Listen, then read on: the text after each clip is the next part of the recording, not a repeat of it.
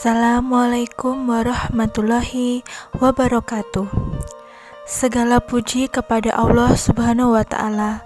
Hanya kepadanya kita bertobat atas dosa-dosa kita, dan hanya kepada Allah kita meminta agar dijauhkan dari keburukan-keburukan yang menimpa kita.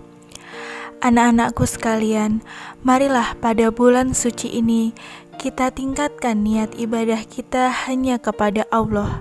Terus berusaha menjadi pribadi yang lebih baik. Mudah-mudahan Allah ridhoi setiap langkah kita. Amin amin ya robbal alamin. Anak-anakku sekalian, pada kesempatan kali ini saya akan menyampaikan sedikit pesan bagi kita semua dengan tema adab pergaulan seorang muslim. Seperti sabda Rasulullah, seorang mukmin yang bergaul di tengah masyarakat dan bersabar terhadap gangguan mereka lebih baik daripada seorang mukmin yang tidak bergaul di tengah masyarakat dan tidak bersabar terhadap gangguan mereka. Hadis riwayat Bukhari dalam Adabul Mufrad. Artinya, bahwa kita diperintahkan untuk tetap bergaul dengan masyarakat. Rasulullah tidak mengizinkan seorang untuk beruzlah, yakni menjauhi manusia untuk menyendiri di tempat yang sunyi. Kita dilarang menghindar dari hiruk-pikuk kehidupan, akan tetapi harus berjuang di tengah-tengah masyarakat. Kerasnya kehidupan, maraknya kemaksiatan dan kezaliman, maraknya pencurian, penipuan dan sejenisnya yang merupakan permasalahan hidup yang ada dan merupakan tantangan bagi setiap mukminin untuk menghadapi kenyataan dalam dinamika kehidupan. Oleh karenanya anak-anakku sekalian, begitu pentingnya kita bergaul, akan tetapi pergaulan dalam Islam hendaknya kita harus memperhatikan adab-adab dalam bergaul, agar kita tidak terjerumus ke dalam hal-hal yang dilarang oleh agama. Beberapa hal yang perlu diperhatikan dalam pergaulan adalah, yang pertama adalah teman bergaul cerminan dirimu. Seperti pepatah, jika kamu duduk bersama orang yang soleh, seburuk apapun kamu, maka keburukan itu dapat ditutupi, bahkan ia pun bisa membawamu pada kebaikan. Namun, jika kamu duduk bersama orang yang jahil, sebaik apapun kamu akan terlihat buruk walaupun kamu berbuat 1000 kebaikan. Oleh karena itu anak-anakku, carilah teman-teman yang bisa membawamu menuju ke jalan Allah. Engkau boleh berteman dengan siapapun, tapi engkau harus bersahabat dengan orang-orang yang membuatmu taat kepada Allah. Engkau melihat wajahnya saja, engkau merasa makin taat kepada Allah Subhanahu wa Ta'ala. Perumpamaan, orang yang menjual minyak wangi, kata Rasul, maka ia akan kecipratan wanginya. Siapapun yang berteman dengan pandai besi, maka ia akan kecipratan bau atau apinya. Seorang bergantung dengan siapa dia bergaul. Yang kedua adalah, jangan merasa dirimu lebih baik dari orang lain. Dalam bermasyarakat atau bergaul, baik dengan teman sebaya, orang yang lebih tua, atau bahkan orang yang lebih muda dari kita, hendaknya janganlah kita menunjukkan bahwa kita lebih baik dari mereka. Haruslah berpegang kokoh dengan adab dan sopan santun, serta saling menghargai. Gimana caranya agar tidak merasa diri paling benar, tidak merasa lebih baik dari orang lain, dan tidak merendahkan orang lain? Yaitu, misalkan contohnya ketika kita bertemu dengan orang yang lebih tua, katakanlah dalam hatimu bahwa orang tersebut lebih baik daripada saya. Kenapa? Karena ia hidupnya lebih lama, pasti amalannya lebih banyak daripada saya, dan pahalanya jauh lebih baik daripada saya. Maka hendaknya kita menjaga adab dan sopan santun dan rasa hormat terhadap orang yang lebih tua. Contohnya adalah saat kamu berbicara dengan orang yang lebih tua, kamu menundukkan pandangan, kemudian tidak mencela, kata-kata orang tua, mendahulukan orang yang lebih tua, itu adalah salah satu contoh dari adab dan bersikap kepada orang yang lebih tua. Dengan orang yang lebih muda, tanamkanlah dalam hatimu bahwa orang tersebut lebih baik daripada saya. Kenapa? Karena dosa-dosa orang yang lebih muda tersebut lebih sedikit daripada saya, sehingga kita akan timbul rasa menghargai, menyayangi, dan mengasihi orang yang lebih muda. Begitupun juga dengan teman sebaya, kita harus saling menasihati dan mengarahkan kepada jalan yang benar apabila teman kita melakukan kesalahan, tidak mencela, dan berkata dengan baik dan santun.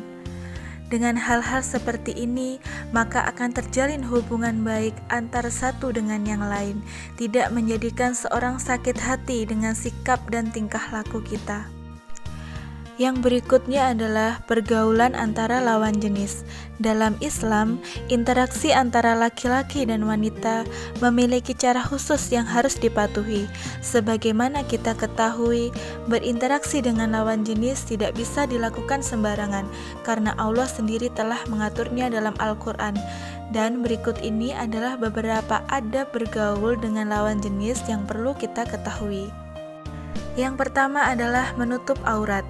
Bagi seorang wanita yang ingin melakukan komunikasi dengan pria yang bukan mahramnya, maka hendaknya ia menjaga auratnya tetap tertutup.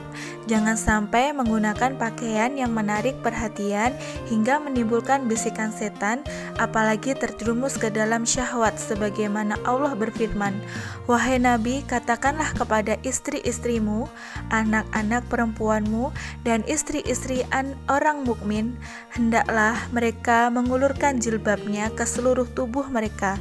Yang demikian itu supaya mereka lebih mudah untuk dikenal, karena itu mereka tidak diganggu, dan Allah adalah Maha Pengampun lagi Maha Penyayang." Dengan demikian anak-anakku, terutama yang salihah, hendaklah kalian menutup aurat kalian dengan pakaian yang longgar, tidak terlihat lekuk tubuhnya, dan menutup dada kalian dengan kerudung yang panjang. Selanjutnya adalah dilarang berduaan. Tidak ada larangan untuk bergaul dengan lawan jenis, namun membutuhkan lebih banyak kewaspadaan dan kehati-hatian dalam melakukannya. Hal ini demi mencegah terjadinya fitnah, apalagi terjerumusnya keduanya dalam dosa besar. Salah satu adab yang perlu dipatuhi adalah tidak berduaan. Ketika keduanya hanya berduaan, maka setan akan sangat mudah untuk menggoda dan membisikkan berbagai macam godaan dosa yang terlihat indah. Bahkan meskipun seorang yang alim, hendaknya tetap menghindari kontak berduaan di tempat yang sepi. Berikutnya adalah menundukkan pandangan. Baik laki-laki maupun perempuan, sebaiknya ketika melakukan komunikasi saling menundukkan pandangan. Hal ini dikarenakan dalam pandangan terdapat godaan untuk melakukan zina dengan diperlihatkannya keindahan dan kenikmatan yang sebenarnya menjebak. Jadi sudah jelas ya, dilarang untuk memandang seorang yang bukan mahramnya, karena hal tersebut merupakan perbuatan zina yang merupakan zina mata. Kemudian berikutnya adalah tidak menyentuh. Interaksi antara lawan jenis diperbolehkan asalkan ada batasannya. Tidak diperbolehkan menyentuh kulit dari seorang yang bukan mahram dengan sengaja, karena bisa menimbulkan syahwat. Nah, kemudian yang selanjutnya adalah bagi seorang muslimah tidak diperbolehkan berdandan secara berlebihan atau memakai wangi-wangian, memakai pakaian-pakaian yang berwarna-warni yang mengundang perhatian lawan jenis atau laki-laki. Kemudian yang selanjutnya adalah menjaga batas interaksi komunikasi. Ingatlah bahwa bergaul dengan lawan jenis memiliki banyak resiko, terutama fitnah. Maka dari itu, janganlah agar tidak terlalu sering melakukan komunikasi dengan lawan jenis, agar tidak terjadi hal yang membuat kita terjerumus ke dalam dosa. Jadi, interaksi atau komunikasinya hanya berlaku pada hal-hal yang mungkin itu menjadi penting atau prioritas yang dipentingkan saja, selebihnya tidak diperkenankan berkomunikasi secara sering. Yang berikutnya adalah bercampur baur. Jadi antara laki-laki dan perempuan tidak boleh berada dalam satu tempat atau satu kerumunan. Jadi harus ada sekat untuk memisahkan antara laki-laki dengan perempuan. Contohnya misalkan pada suatu kajian, laki-laki di tempat terpisah dan perempuan di tempat terpisah, baik saat kita sholat. Nah, itu adalah salah satu adab dalam pergaulan. Demikian anak-anakku beberapa hal yang harus diperhatikan dalam adab pergaulan. Apalagi kalian sebagai seorang remaja, di mana mungkin kalian akan mengalami susah untuk mengontrol diri, mengontrol hawa nafsu, dari sifat marah mungkin dengan temannya. Maka dengan memperhatikan adab-adab pergaulan ini, nanti diharapkan kalian bisa menjadi lebih baik.